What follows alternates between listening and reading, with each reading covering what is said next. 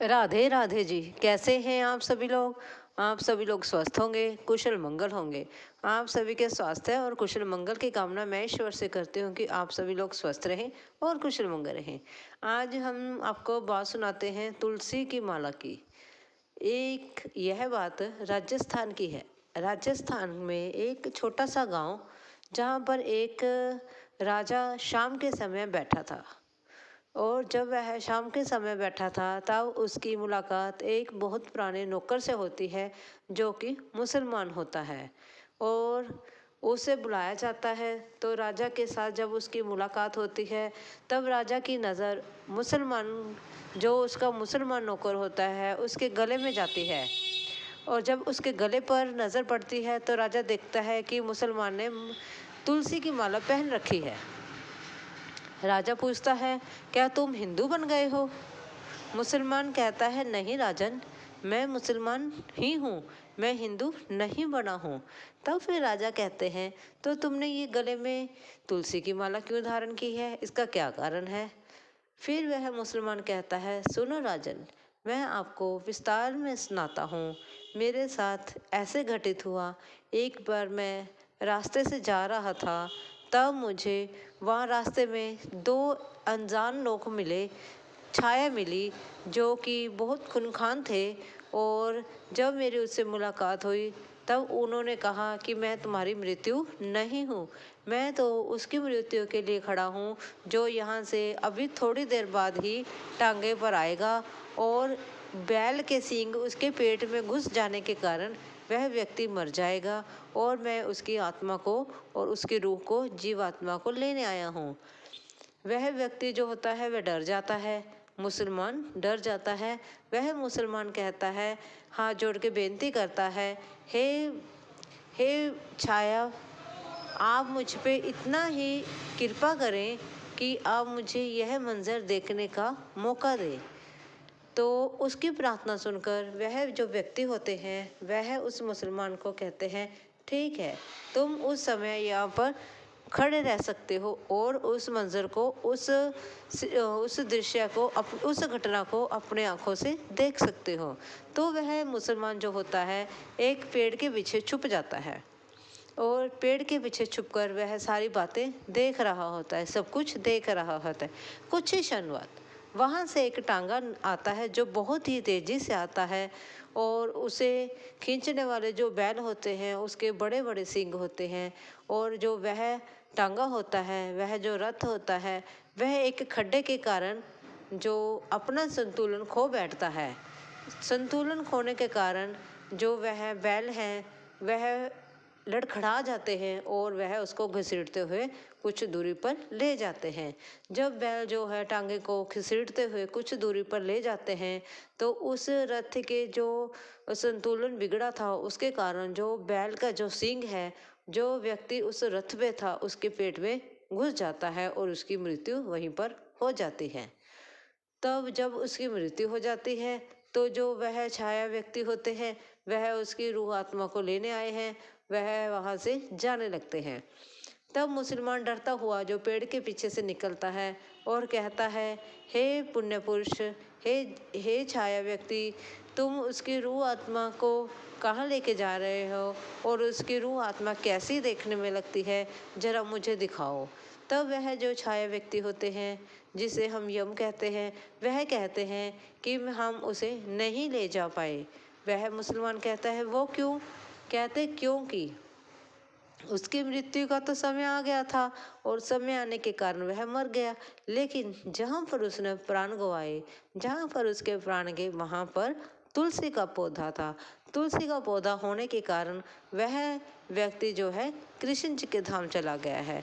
जिस व्यक्ति की मृत्यु तुलसी जी के पौधे के पास होती है, या तुलसी दल के कारण, तुलसी के दल जिसके मुंह में होता है, या फिर जिसने तुलसी की माला पहन रखी होती है, उस तुलसी की छाया मात्र से ही वह व्यक्ति जो है कृष्ण जी का, कृष्ण जी के धाम का भाग्य बन जाता है।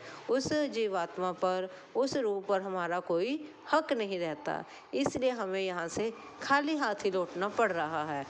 हे महाराज, जब मैंने उन छाया व्यक्तियों से इतनी सारी घटना सुनी, इतनी बात सुनी, तब से मुझे जो तुलसी की माला है वह पहनने का मन हुआ।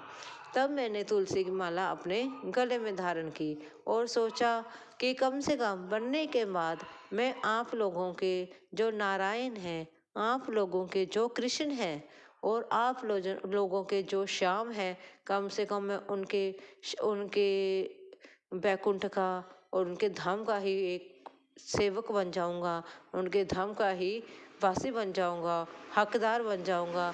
कम से कम मुझे मरने के बाद उनके धाम में थोड़ी सी जगह मिल जाएगी। इसी सोचते हुए, इसी कारण से मैंने यह तुलसी की माला अपने आप गले में धारण कर ली है। हे राजन, है तो मैं अब भी मुसलमान हूँ, लेकिन मैंने फिर भी तुलसी की माला धारण की। यही हमारी तुलसी माता की जो खासियत है। जब हमारे ऊपर किसी भी प्रकार की बुरी छाया होती है, जहाँ हमें कोई नज़र लगी होती है, तब हम एक तुलसी के मात्र पत्ते से या एक तुलसी के मात्र उनकी हवा से ही हम स्वस्थ हो जाते हैं। और तुलसी की चाय पीने से हम स्वस्थ हो जाते हैं, तुलसी का पत्ता मुंह में रखने से हम स्वस्थ हो सकते हैं। तो हम अपने घर में तुलसी की माला, तुलसी का पौधा क्यों नहीं ला सकते, और हम गले में तुलसी माला क्यों नहीं पहन सकते। जब जो कृष्ण जी को प्यारी है, अगर हम उनके अंश मात्र ही ग्रहण करें, तब हम भी कृष्ण जी के प्यारे में आ जाएंगे और कृष्ण जी के धाम के वासी बन जाएंगे। ये हमारी छोटी सी एक तुलसी माता की स्टोरी थी, जो कि मैंने आपसे साझी करी है। तुलसी माला को अपने गले में जरूर धारण करें और तुलसी का पौधा जो है वह अपने घर में जरूर लगाएं। सुबह और शाम को तुलसी में दीपक जलाएं, सुबह उसमें जल भी डालें। वीरवार को जो है और एतवार को जो है, एकादशी को जो है, और इस प्रकार से उसमें पानी मत डालें और उसमें जल ना डालते हुए थोड़ा सा जल में आप कच्चा दूध मिक्स कर सकते हैं। इसलिए, लेकिन कच्चे दूध के साथ भी एकादशी वाले दिन, वीरवार को और रविवार को बिल्कुल भी पानी नहीं डालना होता तुलसी में। बाकी दिन हम तुलसी में पानी डाल सकते हैं। और आप तुलसी की सेवा करें और तुलसी दल अपने पास जरूर रखें। इतनी सी कथा है और इसके फायदे बहुत हैं। अगर आपको मेरी छोटी सी कथा जैसे कि आप सभी जानते हैं, एकादशी का पर्व आ गया है। एकादशी पर माता तुलसी की शादी की जाती है और यह शादी शालिग्राम जी के साथ की जाती है। क्या आपको पता है माता तुलसी की शादी शालिग्राम जी के साथ क्यों की जाती है?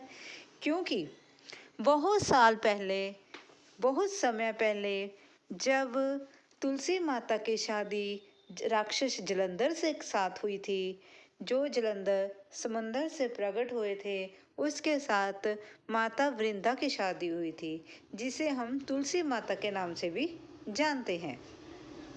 माता वृंदा जो है वह पतिव्रता स्त्री थी और वह श्रद्धा भावना के साथ अपनी पूजन किया करती थी। इसी कारण माता वृंदा की जो शक्तियां थी उसके पति जलंधर को प्राप्त होती थी और वह जो है बहुत ही बलशाली और ताकतवर राक्षस था। एक बार जलंधर की देवताओं के साथ दुश्मनी हो जाती है और जो देवता हैं वह जलंधर को मारना चाहते हैं, राक्षस का अंत कर देना चाहते हैं, जिसके कारण उन्हें को माता वृंदा के साथ छल किया और उसी के कारण आज जो है तुलसी माता का शादी शालिग्राम के साथ की जाती है। हुआ ऐसे था, जैसे कि हम जानते हैं वृंदा माता की शादी जलंधर के साथ हुई थी और जलंधर और देवताओं में दुश्मनी हो गई और उस दुश्मनी को ख़त्म करने के लिए भगवान विष्णु जी ने जो जलंधर का रूप धारण कर माता वृंदा की जो नारीत्व है उसे भंग किया। प्रतिव्रता होने के कारण जब माता वृंदा का नारीत्व खत्म होता है, तब जो जलंधर है वह कमज़ोर पड़ जाता है और उसका अंत देवताओं के हाथों से हो जाता है। और माता वृंदा जब अपने अस्तित्व तो खत्म होते हुए देखती है, तो वह भगवान विष्णु जी को श्राप देती है कि आप शालिग्राम का रूप लेंगे, तब भगवान विष्णु जी ने जो है शालिग्राम का रूप लिया। और जब उन्होंने शालिग्राम का रूप लिया तब उसके बाद माता वृंदा ने आत्मदाह कर लिया। आत्मदाह करने पर जब उन्होंने अपना शरीर का त्याग किया, उस राख से माता तुलसी उत्पन्न हुई और उनका विवाह जो शालिग्राम से हुआ। उस समय से ही यह परंपरा चली आ रही है। माता तुलसी की शादी जो है कार्तिक मास के कृष्ण पक्ष की एकादशी को किया जाता है और श्रद्धा पूर्वक यह त्यौहार बड़े ही धूमधाम से मनाया जाता है। और माता तुलसी की शादी शालिग्राम से होने के कारण, जो ठाकुर जी का ही रूप है, उनसे होने के कारण माता तुलसी को गणेश जी को अर्पण नहीं किया जाता है, उसकी एक अलग कथा है। और यह सभी जो है भोग में यूज़ की जाती है। तुलसी माता के जो पत्ते हैं वह हर प्रसाद में डाले जाते हैं। तुलसी माता को काशी वाले दिन, रविवार को और वीरवार को, पूर्णिमा पर, अमावस्या पर जल अर्पण नहीं किया जाता है। और जो माता तुलसी है इन्हें 16 श्रृंगार का सामान, सूट, साड़ी, श्रृंगार, बिंदी, सिंदूर, चूड़ियाँ, ये सभी चीज़ें इन्हें अर्पण की जाती हैं और इनकी शादी शालिग्राम से कर दी जाती है। और आज के समय में हर व्यक्ति, हर घर में, हर मंदिर में यह एकादशी के दिन मनाया जाता है और श्रद्धापूर्वक मनाया जाता है। कार्तिक के, वैसे तो देखा जाए कार्तिक के पूरे ही माँ तुलसी माता पर जोत लगाई जाती है और पूरे महीना ही तुलसी माता की पूजन की जाती है। वैसे तो घर घर तुलसी माता है तो हमें सुबह और शाम हर रोज ही दीपदान तुलसी माता पर कर देना चाहिए। एक बात का ध्यान रखने योग्य बात यह है कि माता तुलसी पर जो हम श्रृंगार का सामान अर्पण करते हैं ना, वह कोशिश करें पैकेट में ही अर्पण करें।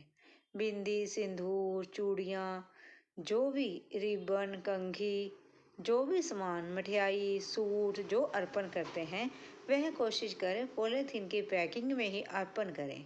क्योंकि जल अर्पण करने से, एकादशी पर जल अर्पण नहीं किया जाता है और तुलसी माता पर ये सामान सभी अर्पण करने से वेस्ट ना हो, इनको तुलसी माता पर अर्पण करने के बाद जो है यह सामान किसी ज़रूरतमंद व्यक्ति को दिया जाए।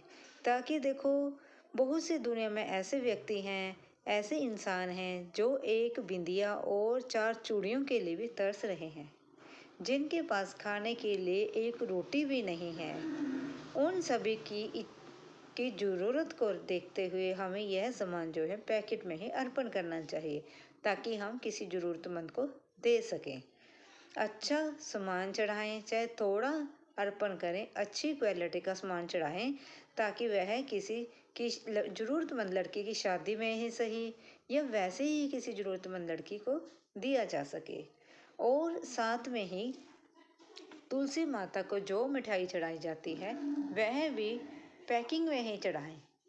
तुलसी माता जो हम सभी के घरों में है, उनका श्रद्धापूर्वक से पूजन करना चाहिए और इन्हें सुबह और शाम को दोनों टाइम ही दीप धूप दिखाने चाहिए। तुलसी माता जो है, तुलसी माता जो एक औषधि का काम भी करती है। औषधि दवाइयों में इनका प्रयोग किया जाता है। अगर हमें खांसी, जुकाम, ऐसे कई बुखार, ऐसे कुछ ज़रूरत में हम इसे चाय में, दूध में, पानी में उबाल कर भी पी सकते हैं। जैसे कहते हैं ना, माँ जो है वह बच्चों की देखभाल करती है, उसी प्रकार से तुलसी माता जो है हर चीज़ में हमारे काम आती है। इसलिए हमें तुलसी माता को एक पौधा ना मानकर माता के रूप में ही पूजन करना चाहिए। ये देखिए, ये शालिग्राम जी हैं जिनके साथ तुलसी माता की शादी होती है। और तुलसी माता भी 2 तरह की होती है, रामा तुलसी और श्यामा तुलसी। रामा तुलसी जो होती है वैसे वह जो लाइट ग्रीन कलर के ही पत्ते होते हैं और जो श्यामा तुलसी होती है उसके डार्क कलर के पत्ते होते हैं जो थोड़े जामुनी जामुनी जे और डार्क ग्रीन कलर के ही नज़र आते हैं। श्यामा तुलसी, रामा तुलसी जैसे कि हम कहते हैं भगवान श्री राम जी और श्री कृष्ण जी, उस प्रकार से रामा तुलसी है और श्यामा तुलसी है। कई प्रकार की तुलसी होती है और कई प्रकार के ही इनके पौधे पाए जाते हैं। और हमारे घर में चाहे श्यामा तुलसी है चाहे रामा तुलसी है, हमें उन्हें आदर पूर्वक उनका सम्मान करते हुए उनका पूजन करना चाहिए। और इन्हें श्रद्धापूर्वक एकादशी के दिन इनका शादी शालिग्राम के साथ छोटा सा ही सही, जो हम खुद नहीं कर सकते, हम मंदिर में इसकी व्यवस्था करवा सकते हैं। अगर आपको या आप मेरी इस छोटी सी, आज हम बात करते हैं एक सुनार की और एक राजा की। एक बार राजा भ्रमण के लिए गांव में निकला। जो ही वह अपने महल से निकला, रास्ते में चलते हुए उसके कुर्ते का जो बटन है वह टूट जाता है। वो तो एक राजा है, जब कुर्ते का बटन टूटा तो स्वाभाविक सी बात है कि वो आम बटन तो होगा नहीं, उसके कुर्ते के सोने के बटन टूट गए। और राजा ने मंत्री से पूछा, हे मंत्री, हमारे राज्य में कोई ऐसा सुनार होगा जो मेरे कुर्ते का बटन ठीक कर दे? मंत्री ने पता लगाया और कहा, हाँ राजन, एक सुनार है जो आपके कुर्ते का बटन ठीक कर देगा। इतना कहते हुए उस सुनार को राजा के सामने पेश कर दिया गया। जब सुनार राजा के सामने आया तो राजा ने उसे अपना कुर्ते का बटन जो है वह ठीक करने के लिए कहा। और सुनार के लिए तो छोटी सी बात थी, उसने वह कुर्ते का बटन ठीक किया और राजा को कुर्ते में लगा के दे दिया। राजा बहुत प्रसन्न हुआ। राजा ने कहा, बोलो सुनार, तुम्हें क्या चाहिए? तुम्हारे कितने पैसे हुए? सुनार ने सोचा कि क्या मैं राजा से पैसे मांगूंगा? सोना तो राजा का था, मेरी तो मजदूरी है सिर्फ, मैं क्या 1-2 रुपये मांगूंगा? अगर मैं राजा से 2 रुपये मांगता हूँ, कहीं राजा को अगर ज़्यादा लगे तो वह मुझे सजा का हुक्म दे देगा कि जब मुझसे 2 रुपये मांग सकता है, आम जनता से ना जाने कितने पैसे मांगता होगा। इतना सोचकर जो है वह सुनार थोड़ा चुप रह जाता है। राजा फिर पूछता है, बताओ सुनार, तुम्हारे कितने पैसे हुए? तुम्हारे कितने पैसे दे दूं?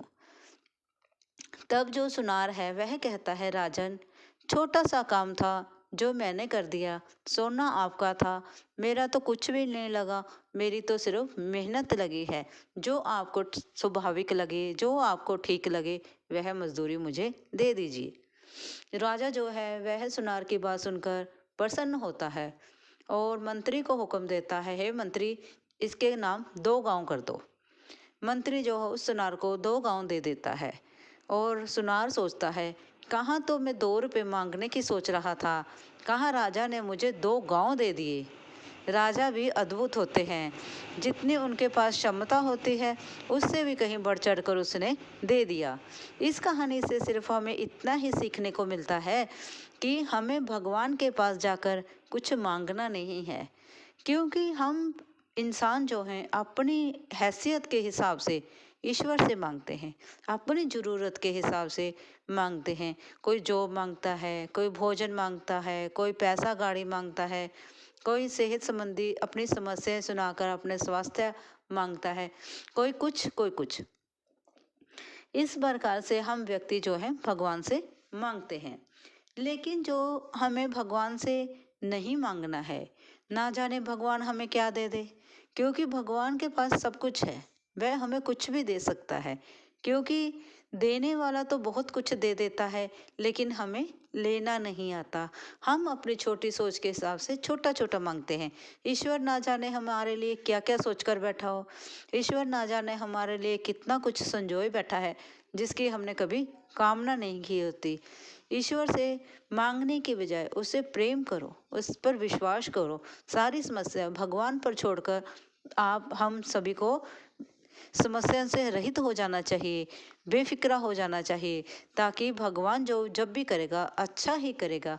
तभी तो कहते हैं ना कि ईश्वर जो करेगा अच्छा ही करेगा, क्योंकि माँ बाप अपने बच्चों से कुछ नहीं छुपाते हैं।